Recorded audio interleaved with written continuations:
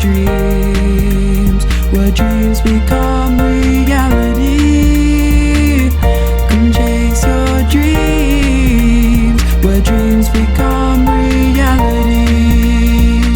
Life ain't no walk in the park, but you gotta keep your head up if you wanna make it far. And I know things can get hard, but you can't hold back. Keep shining like you're a star, like the one who keeps on shining though it's stuck in the dark. Keep on looking for your spark, so listen when I say, come chase your dreams, your dreams become reality. Come chase your dreams, where dreams become reality. Hello, everyone. Welcome to this week's episode of Chase Your Dreams, the place where dreams become reality. Well, we're starting off this episode with a great conversation. Kristen, tell us what we're going to be talking about today. So the mysterious question of the day, staying away from politics, how do you feel about the COVID vaccine? Is this something that you would like to get? Are you scared of it? Do you know anybody who's gotten it? What are your thoughts? I know people have gotten it, at least the first round. My cousin, she's a doctor, so she's, frontline and first in line. I don't know. Like, you can listen to all the conspiracy theories, right? Like, there's chips in them. There's like people are getting sick. People are passing out. You hear like one instance, and then you're like, how many other people is that happening to? So right. You can consider all that, but really, I just want to be able to like walk freely outside. Go to public. Real. Like, I think I'm willing to get it just for that. I guess I have mixed feelings about it. I mean, obviously, it's important that we do get the vaccine out. Being that obviously there's a pecking order as far as when everyone's going to be able to get that, kind of gives me the opportunity to kind of, take a look, make sure people's limbs don't fall off or anything crazy. Yeah. Oh, for sure. Like, that was definitely my thought. I was like, okay, I'm not first in line. I can see how everybody else reacts. Like, are they going to turn into zombies? What's going to happen? And so far, yeah, it's been similar. Like, I've seen a few people who've had the first dose and they've been fine. So, I mean, I'm good to get it, but I'm like last in line. So Yeah, me too. Yeah, I'm kind of on the fence about it because in the history of our medical field, they always give you the virus in the vaccine. Is what I was told. So I'm like, but on the other hand, I'm like, well, if enough people get it, well, I really need to get it myself because they're already vaccinated. So if I'm just keep up my immune system, and now if I have to get it because I want to travel. All right, let's go. Right. I'll get it, but it's just like I just want to see more vaccines done and see people actually get more people getting better and more people fighting out the virus. So therefore, we can go back to somewhat of a new normalization because we all know that we're never going to go back to how we were. We have to adjust now just to keep ourselves safe and our loved ones safe. yeah. Well, When so like I didn't even think about the idea of like this is the one time where you don't necessarily want to be first in line because then you can have a bunch of other people testing out for you basically. Right. Like you can see it in other people first, and then you're like, sorry, you're the guinea pig, but right. Hope it turns out okay for you. Oh, but one thing, they don't. The virus isn't in the vaccine. Okay, Yeah. Good. Oh, interesting. Yeah, it's called mRNA, and it's like this thing that I don't know. I'm not going to talk the science, but I do know that it's not the virus for this one. They couldn't put it in there because it's too volatile. Interesting. I think for me, the biggest thing, I don't know if it's a concern or not, but, there's questions as far as legality, as far as, whether your employer can force you to get the vaccine or not. I haven't seen a clear, definite answer on that, but I think that would be very interesting to find out for a lot of people. Yeah. So, okay, so as far as I know, as far as what Lawrence just said, my girlfriend is actually a caregiver and she works with patients in the home. And so her boss said that she may require them to do that in order to give it for the safety of the client. She deals with like the elderly, people who are not able to take care of themselves. So I feel like in that manner, maybe, I mean, It could because she make still hasn't sense. taken it yet, but I'm just, I'm just kind of like trying to see how it turns out because, I don't want to be dating a zombie, that'd be kind of weird. Right. Brains. Right. I'm just saying. That does Well, and make sense, though. You can't, especially this kind of thing, forcing people to take it. Like, it's just, that just won't happen here. But, like, it is true. They could be like, well, you want to still work? Or, like, they'll word it in a way, Right. Yeah. I can see why some people are like hesitant because like with other viruses, we've never been able to find a vaccine for, AIDS, things like that. And then all of a sudden in less than a year, we've been able to come up with a vaccine for the coronavirus, but we also can do the flu vaccine. So yeah, well, they've like consistently studied SARS and COVID strains. Like, I think they were just like, okay, we've already been studying this for so many years. Now we just got to look at things that make it different and, work from there. So they were already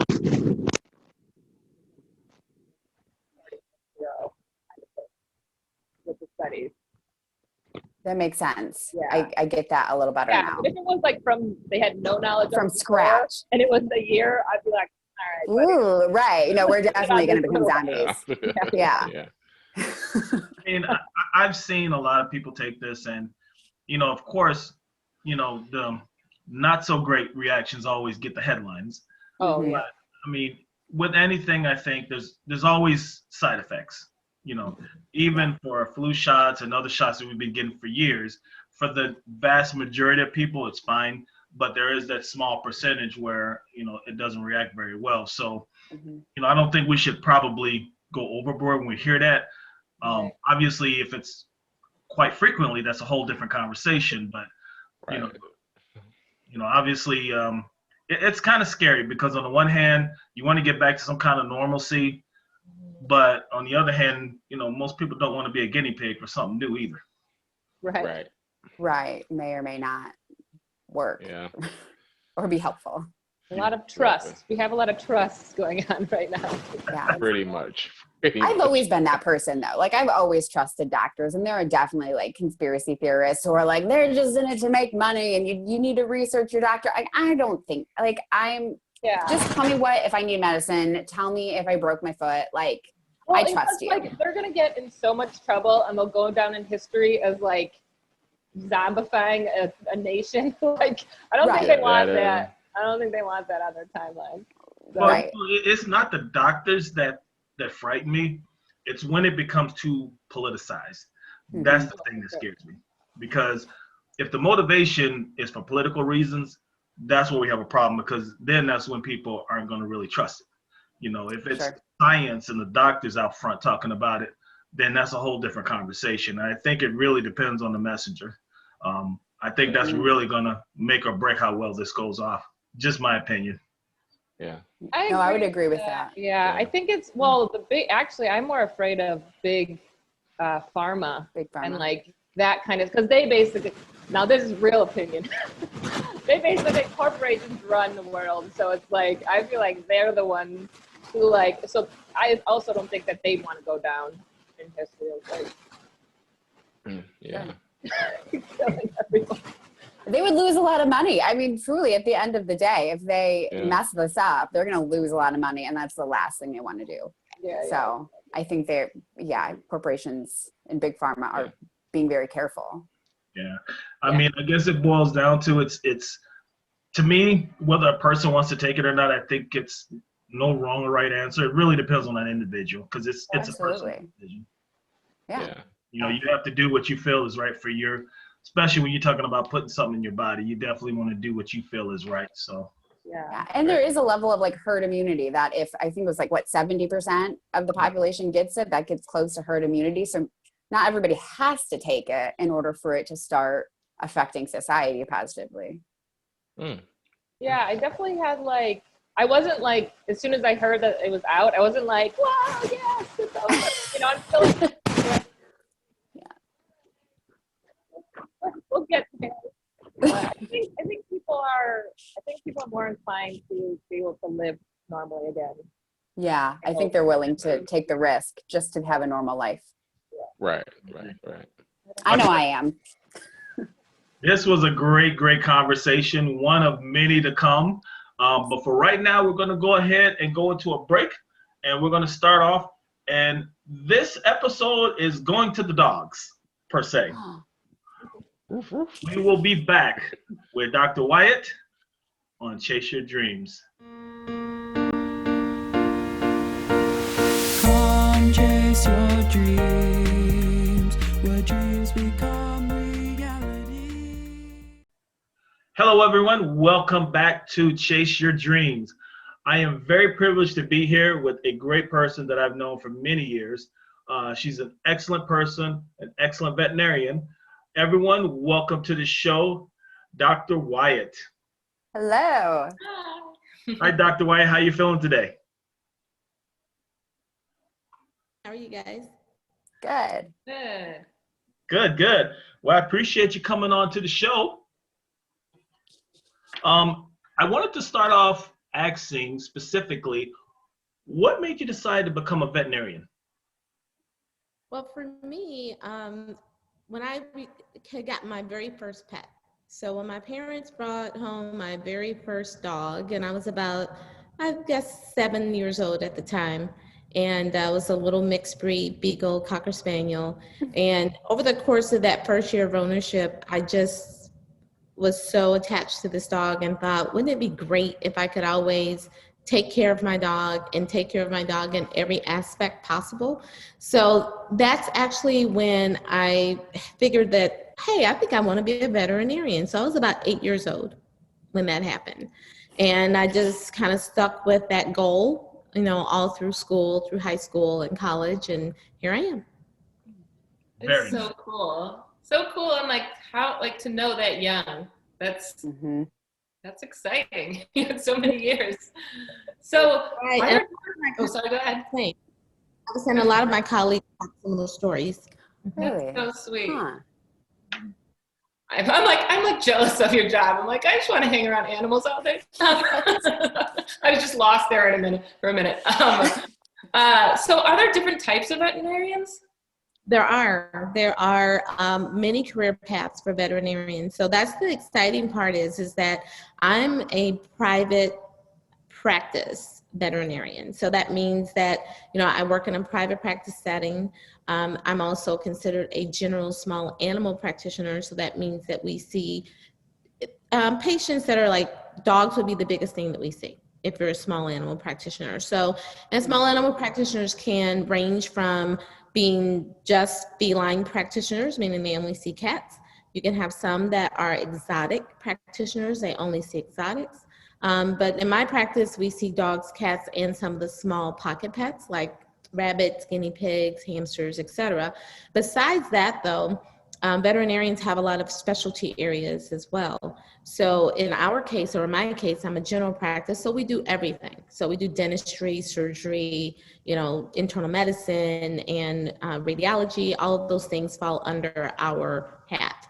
But then you have some that specialize more specifically. They could be, you could have a dermatologist. So there's veterinary dermatologists, there's veterinary cardiologists, there's veterinary oncologists, there's veterinary surgeons, orthopedic surgeons, neurologists, ophthalmologists, anesthesia. Now, when I was in school, we didn't have anesthesiologists, but now there are. So there's all areas like that. There's also veterinarians who work with marine animals. So that's another area too for veterinarians. But besides just the hands-on practical part of it, there's also food animal type veterinarians too that work with mainly your cows, pigs, you know, horses to make sure they're healthy for, you know, especially for cows and pigs going to market, that kind of thing. So, and in addition to that, I have a lot of colleagues that are in industry as far as work for the federal government. There's a lot of veterinary positions with the federal government. USDA, for instance, has 2 or 3 branches within USDA where veterinarians practice. Also in research and as far as pharmacists, there's veterinary pharmacists that work with a lot of the pharmaceutical companies. So those are some other areas, as well as education, because there are veterinarians who, teach in these veterinary programs. So there's a wide range. A lot of people don't think about areas where veterinarians can actually work and have careers. Oh my gosh, there's so much. There's like so much you could do. Yes. So I know, and generally we know kind of what a veterinarian does, but on like a daily basis, what do you do as a vet tech? Like a vet tech, a veterinary technician, you're asking? Yes. Sure. So veterinary technicians are basically, we see them as assistants to the veterinarians. So a veterinary technician is a type of a certificate program. They do go through a college program that's a 2-year program where they receive a certificate or a license after passing what's considered a national board exam. So a veterinary technician will help with surgery. They will draw blood. They run lab tests. They take x-rays for us. They help to handle the animals while we're doing an examination.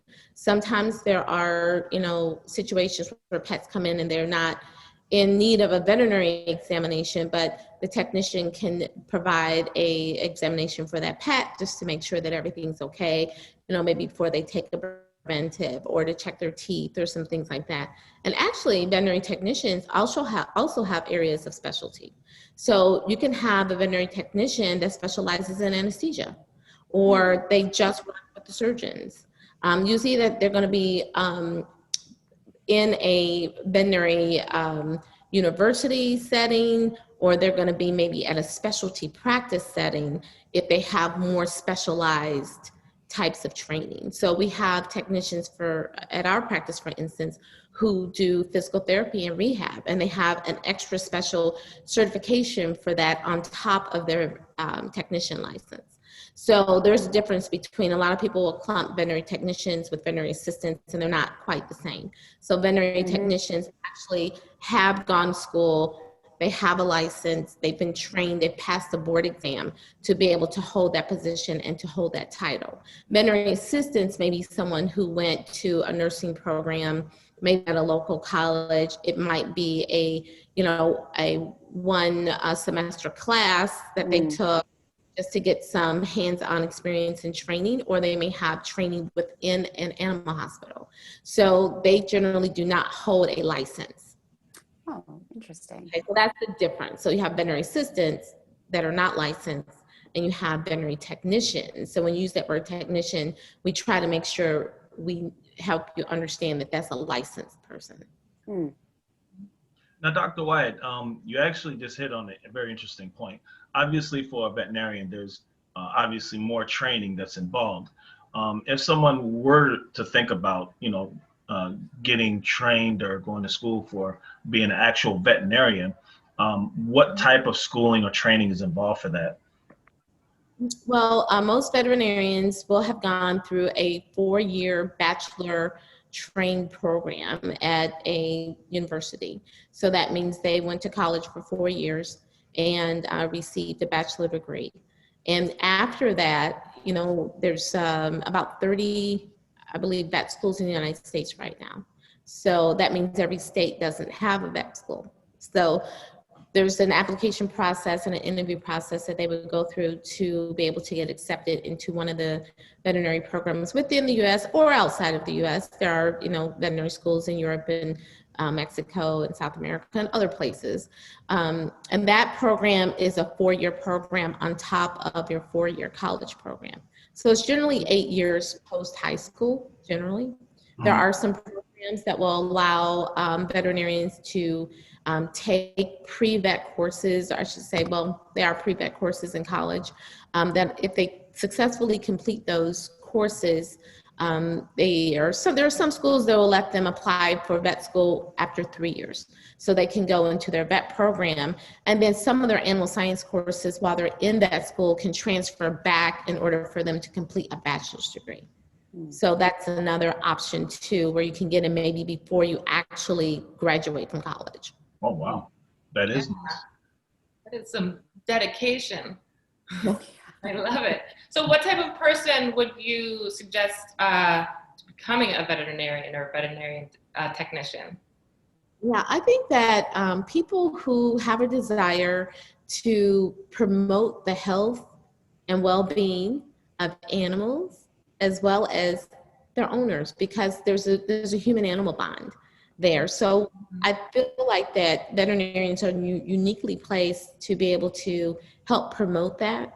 And I feel like people who have a desire and a love for animals and to desire to work with them, but also they have to have a desire to work with people. A lot of times I hear people say, well, I think I want to work with animals because I really don't want to work with people or have to communicate with people. Well, that's the majority of our day and our job. We have to be able to communicate with owners, and in order to know what's going on with your pet. So that is very important, is being able to communicate well.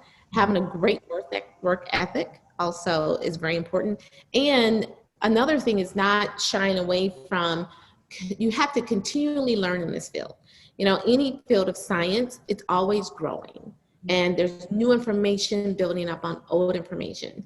And so in order to, stay relevant, I would say, in the field and to be able to provide that health factor that we are trying to do and trying to promote, we have to study and we have to continue to train and we have to learn new techniques and we have to learn new things all the time.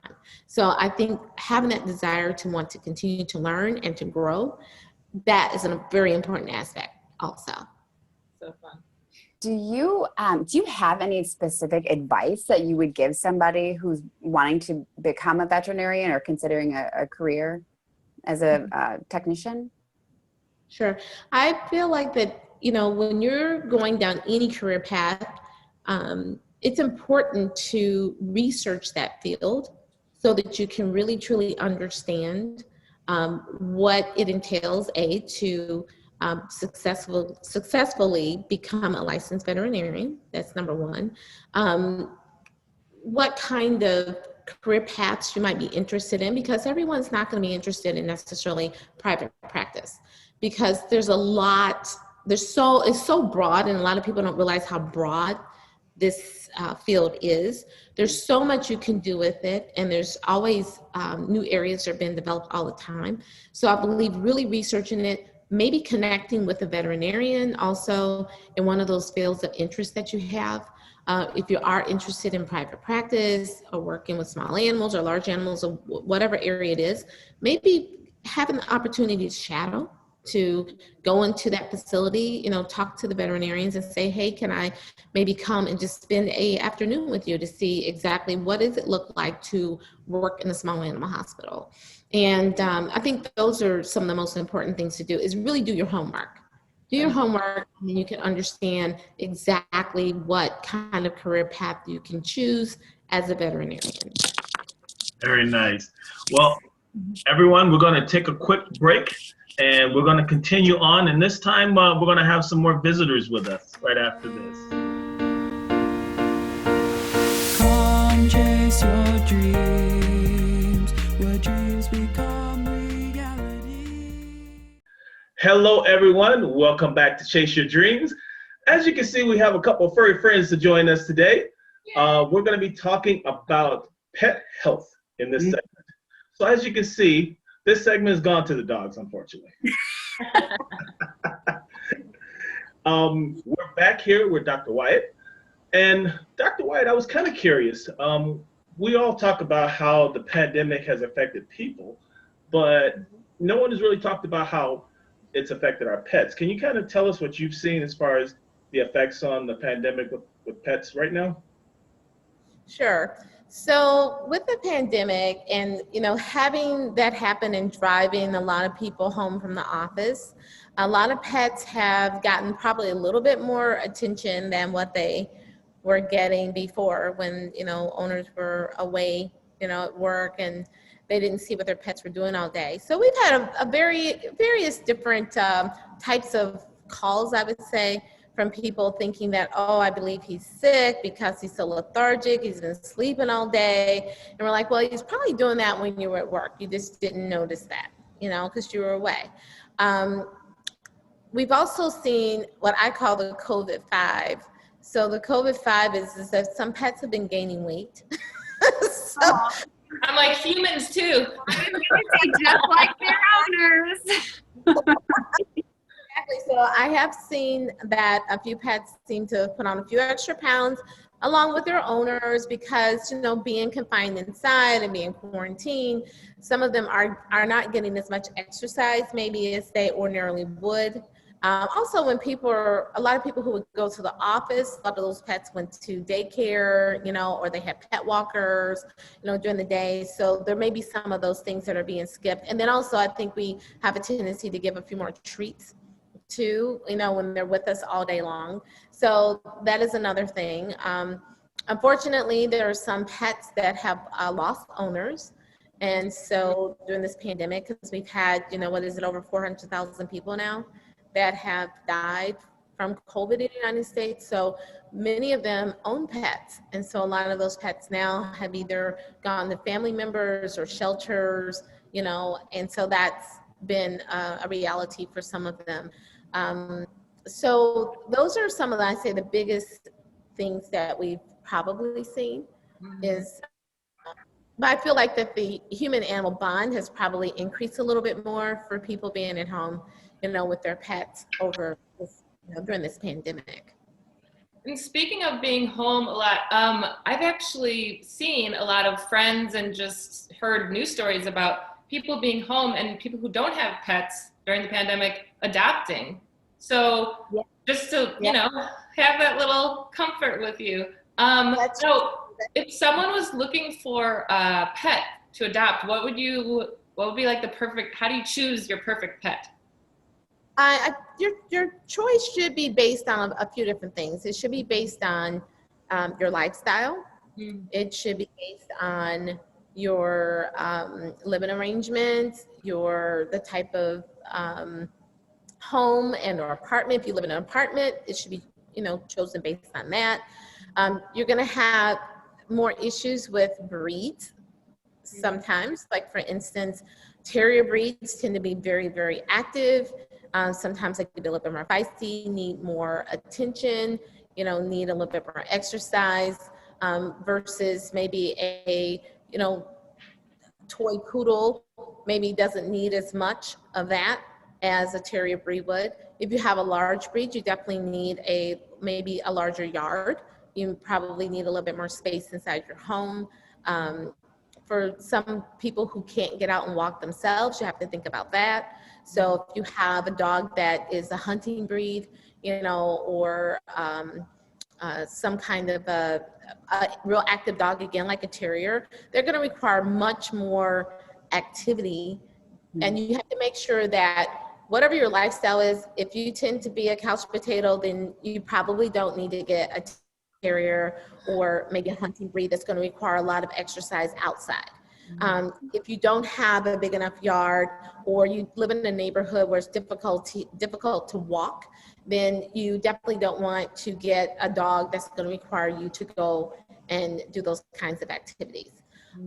So you have to kind of weigh all of that, I believe, when you're picking and choosing. Some people have allergies too, so you may want to be careful about the types of dogs you pick if you're prone to allergies. Curly coats like the dogs on the screen, those dogs are going to be a little bit more hypoallergenic for people. So dogs, for instance, with tight curly coat hair, there's less shedding. And so you're going to have maybe less reaction to dogs with that type of hair coat versus maybe a dog that's either a lab or let's say a golden retriever who's got that straighter hair that tends to shed a lot, or shepherds, or maybe a husky that have all that thick undercoat that sheds. And that's another thing to think about. You're going to cost You have to think about cost when you're choosing a pet.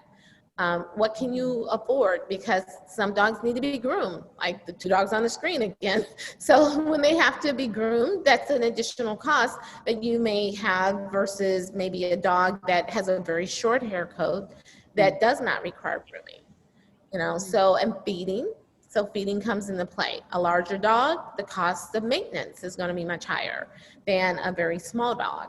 So some small dogs can even be trained to have an area inside the home, like a litter box or, you know, puppy pads, where you could have them eliminate inside in the house, and you can easily throw away a puppy pad from a toy breed. But a large dog, that's not going to be as doable. So those are some other things, you know, to think about. But cost of maintenance, cost of care, you know, and facilities and lifestyle. So as you can see, I really bonded with my dog quite a bit during the pandemic. But so since things are kind of opening up again, how would I prepare him for me leaving and for him being home alone again?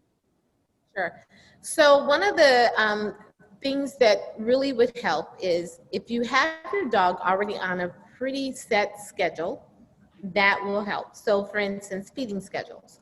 So a lot of times people who, when they've been home, they've gotten a little more relaxed or lax about their schedules. So that's one of the first things you need to do is if you have changed that schedule, get back on your feeding schedule. If normally you would feed at 7 in the morning before you left for work, make sure you have food out at 7 in the morning, you know, and do it exactly the same as if you were leaving to go to work every day. So you would need to start that before you left to go back to the office. Another thing would be as trying to take time to where you take bits of time to leave your pet alone, because a lot of us have gotten used to taking our pets everywhere with us, you know, especially during the pandemic. And if we're gone, they're gone. If we're home, they're home. So you need to take some time to maybe take 10 minutes, even if you just go for a walk. Leave the home for 10 minutes and then you're back in 10 minutes so they know that you're coming back. And each day or each week, you can add a little bit more time to that. So maybe add another minute or 2 each time that you take that time away from your pet. Sometimes leaving like music on or maybe a television on while you're away, those kinds of things can help.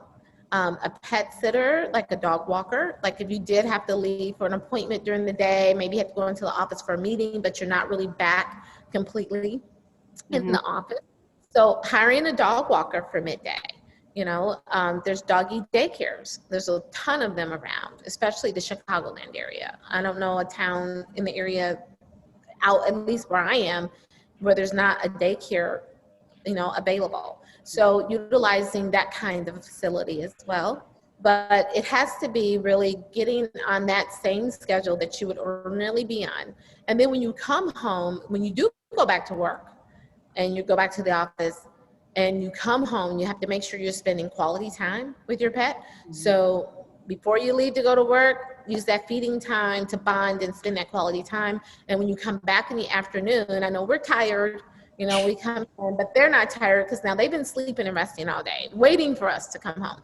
So when we come home at night, then at that point, you need to have that last little bit of energy to be able to either go for a walk, you know, to play with the dog so that you guys can reconnect back on this, you know, the level that you're on.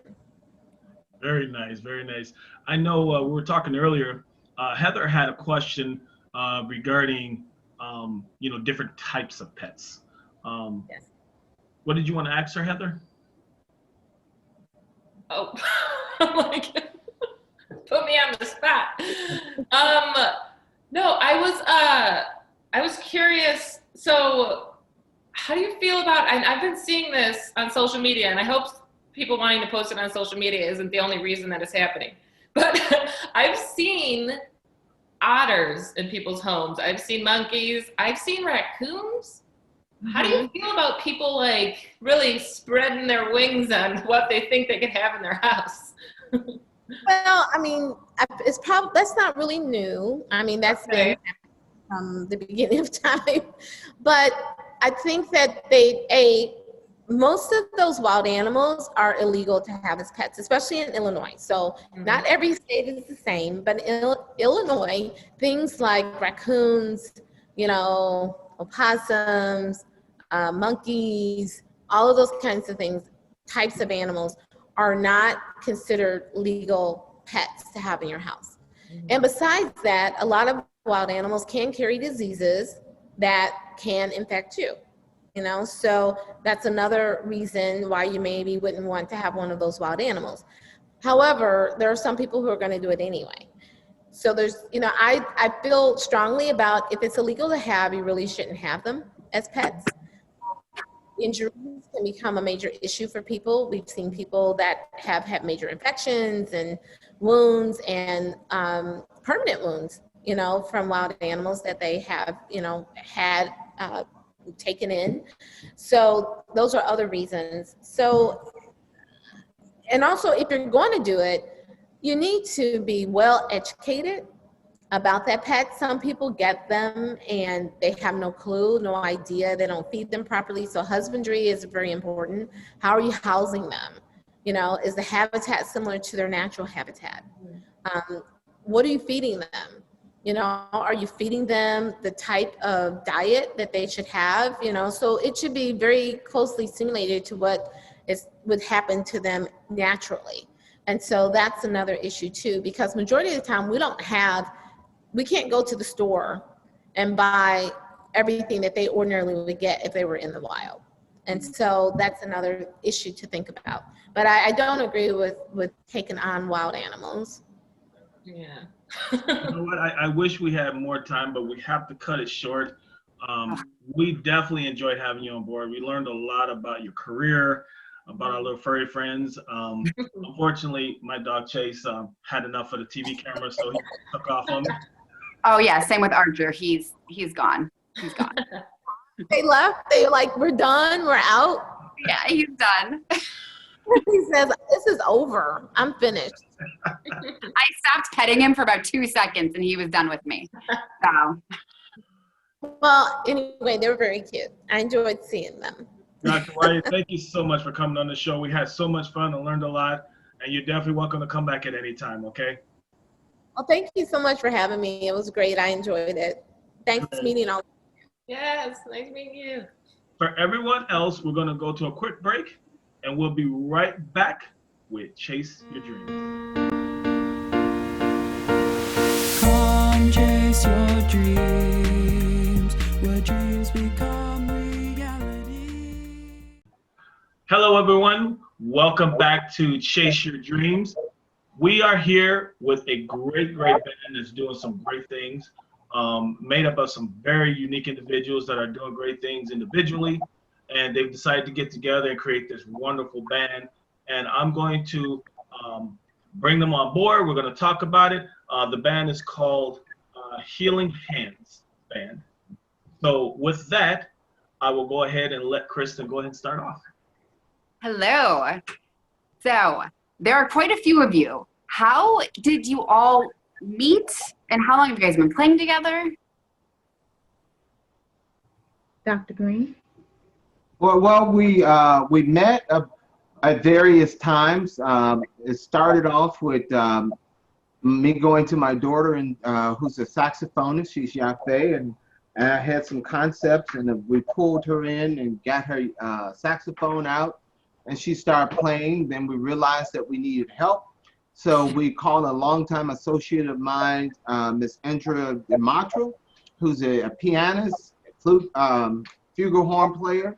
She came in and she helped us to put down some basic concepts. And she said, you know, we need some guitars. So she called a friend of hers, Mr. Robert Burke. He came in and did guitar, and we said, you know what, we need some vocals. So Mr. Burke then called in his wife, Mrs. Sharon Burke. She came in and did the background vocals, and eventually we realized that we needed some additional male vocals. And we called in, and also trumpet, and we called in Mr. David DeMatra. And so this is over a process of 2 years that we got together and been working on this CD. So it was a gradual thing. one It was person, a then the great, next, then the next. yes. So great. Building your own little community in your band. Yes. So the Absolutely. pandemic has been pretty tough on everyone. How has the pandemic affected your band? I can answer that. Well, it really hasn't, because actually during the pandemic, we've been doing a lot of recording. Oh, great. Yeah, so actually it hasn't. We've been recording for the last 2 years, on this particular project. So it's affected you in a positive way. You've had more time to record. Right. Oh yeah. Yeah. Yeah. In addition to that, it gave us a lot of material. Thinking about the experiences that people that we were encountering on a regular basis, we began to sit down and compose songs around that.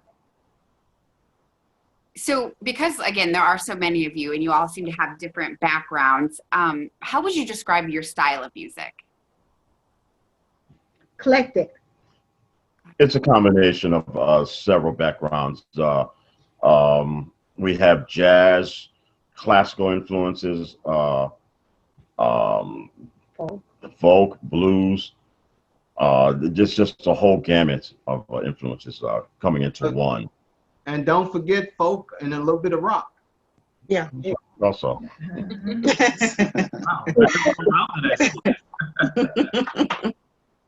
That does sound eclectic, definitely. Sounds like a party. Yeah, pretty much. Yeah. The great thing is, because we come from different backgrounds, everybody goes in a different direction, and everybody else just jumps on. Cool. Now, are there any new projects that you're working on right now? We're working every week. We're working on something new. So we have a bunch of things that we're mixing down now and editing. But as a matter of fact, my daughter just left the University of Illinois Champaign a week ago. And the 3 days before she left, we came up with a song, and we worked on that song intensely for 3 days, and then we shipped her off. Wow. So is there anyone that you guys are really interested in collaborating with? I mean, you already have a big crew here, but is there anyone? If we can get Stevie Wonder, we're good. Oh. Yeah. That's him. That would be amazing. that says it right there. Yeah, I hope Stevie's watching. If he's watching right now, exactly. He needs to give us a call. That would be cool. Yeah. That would be awesome. If I did want to find your music or purchase your music, how would I find you guys? Great question. We are creating right now, and we're going to monetize eventually. But right now, it's just getting the message out. Okay. Well, we do have a website, www.thehealinghandsband.com. So you could go and more likely all of our events and the ability, once totally mixed down and available, will be available on the website. Can I get the story behind that? The Healing Hands Band? Where did that come from? Dr. Green, Dr. Green. We have a nonprofit, which is Healing Hands Resource Center. Among other things, we are a community mental health center. And when we started the project with my daughter Yafe, it was about looking at female adolescent empowerment and understanding the psychological and emotional dynamic of a young girl. Sure. And so we started building from there. And from there, we just began to look at other emotional, psychological issues within the African American community. And so it began to really embrace our mission of the nonprofit, the Healing Hands Resource Center. And so we decided to call ourselves the Healing Hand Band. That's amazing. It's hard being a girl, okay? So the fact that you guys are diving into that is it's phenomenal, really. That is nice.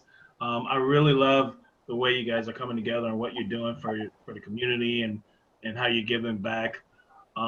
We definitely enjoyed having you on board. Is there anything coming up in the near future that you want your fans to know about? Miss In, Sharon? in March, we'll be releasing a live stream of the One Love concert, and it will be live streamed. And it's we're looking for the first week, the first Sunday in March, March 7th, I believe I'm correct. Yeah, I think so. March 7th. Mhm. So again, if you go to the WW Healing Hands Band website, you will be able to find all the information, and it'll be, we'll have everything available on the website. So please make sure you. Also, you said that you are a nonprofit. If anybody wanted to donate to you, how would they do that? Dr. Green? Well, our website is very similar, the Resource Center website, healinghandsresourcecenter.com. And on that website, it gives a little bit of information of who we are, what we do, and there's also an opportunity to donate. Cool. I just wanted to add this as well. We also, because of the pandemic, we're based in North Lawndale. That's not because of the pandemic. But we realize that many people don't have access to simple things such as hand sanitizer, soap, and lotion. So we started a campaign.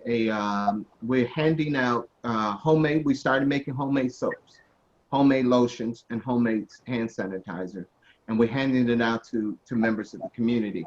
If someone would like to purchase a set, that'd be awesome. We then use that money to reinvest into our supplies for the community. Awesome. That's so smart. Oh yes, and free masks as well. Oh, wow. Wow. We all need it now, so we thank you. Well, we want to thank you for coming on the show.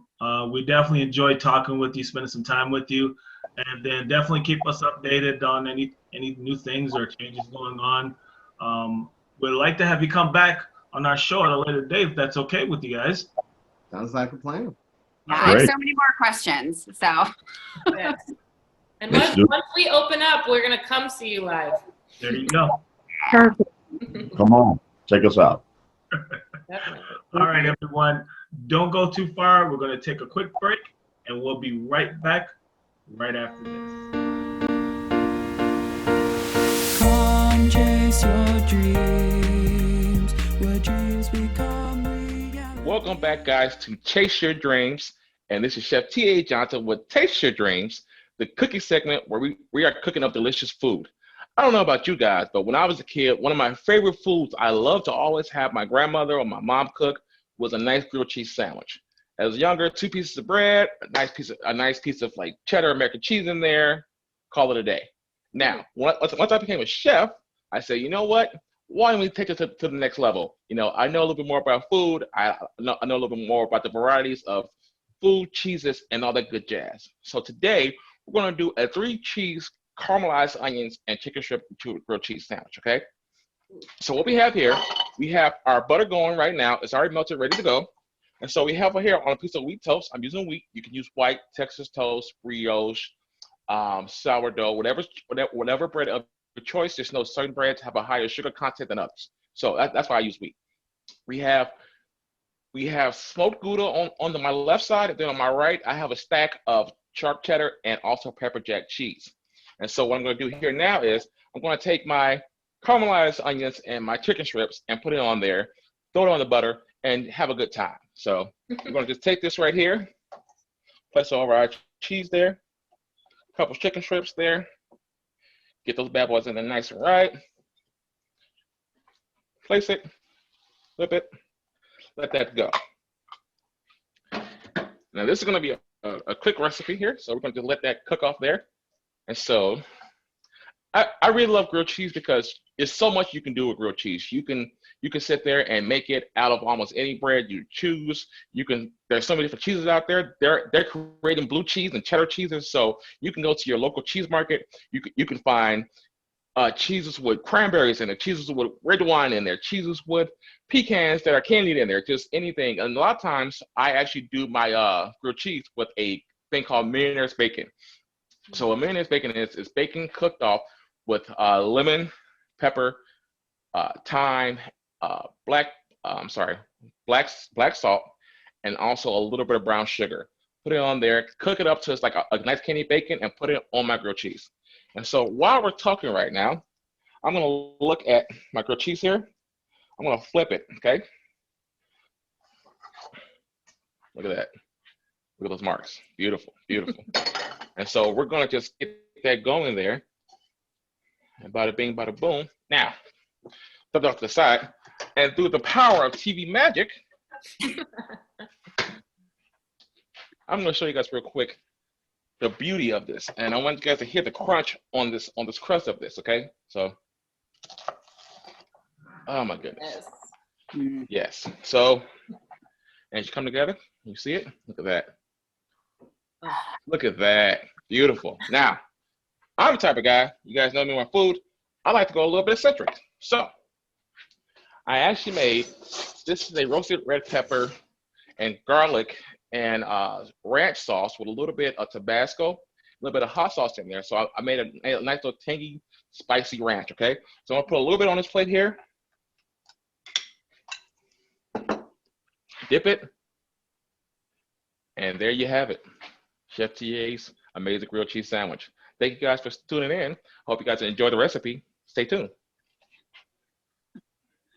Wow, Yeah. delicious. And Yeah. while we sit here and just waddle and let our mouths just saliva, because we're gonna go ahead and go to break. So don't go too far. We will be right back with Chase Your Dreams. Come chase your dreams, where dreams become reality. Welcome back, everyone.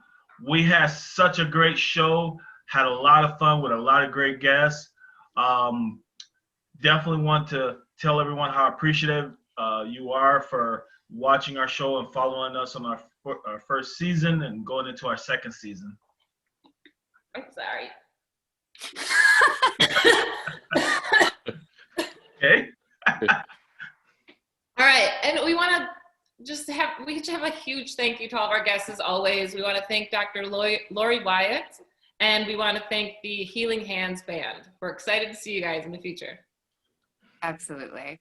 Also, if you want to check out this episode again, you can find us on YouTube. Just search Chase Your Dreams official video S2E2.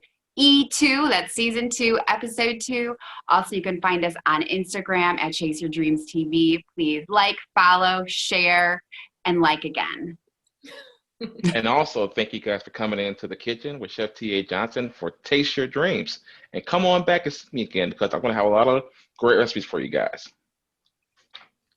As you can see, we had a great show today, and we're definitely looking forward to a great season. Everyone, don't forget to follow us on all of our social media, and also follow us on YouTube. And don't forget, chase your dreams, where dreams become reality. Bye, everyone. Dreams become reality.